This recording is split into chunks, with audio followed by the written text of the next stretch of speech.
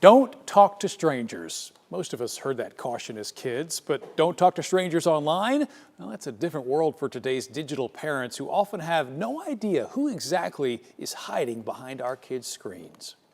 The internet has created life for the better in so many ways, but it has created new ways to harm and exploit children, and parents need to be aware of that. Callahan Walsh with NCMEC, the National Center for Missing and Exploited Children, knows the headlines of who our kids meet all too well. Story after story of kids who met strangers online with terrible consequences.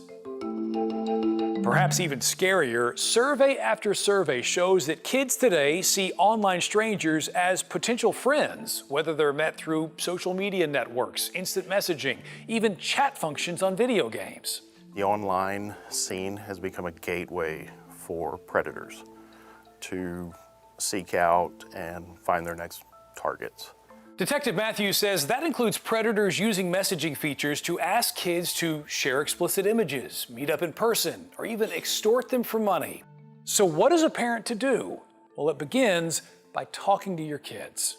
So you've got to start having these conversations earlier than you may think. That interest in what they're doing helps build their trust so that if and when something goes wrong, you're the first person to know about it and the first person they tell. Sarah Gardner works for Thorn, a nonprofit protecting kids from sex abuse, and she recommends her company's website for parents with educational resources, including conversation starters for discussion topics with kids.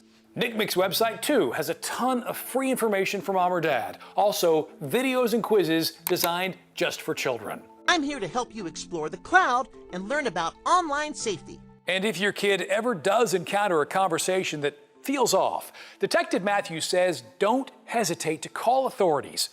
Better safe than sorry.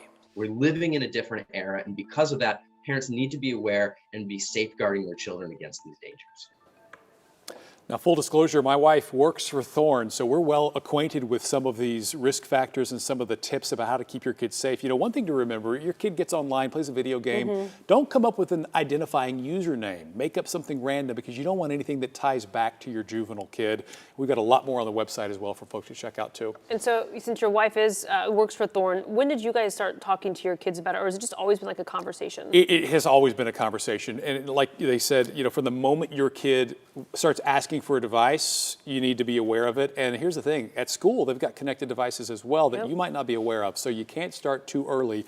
Next week, we're getting into what kids share online. Again, just as these digital parents try to be aware, there's a lot to think of. A lot. Marc's helping you. Okay, good deal.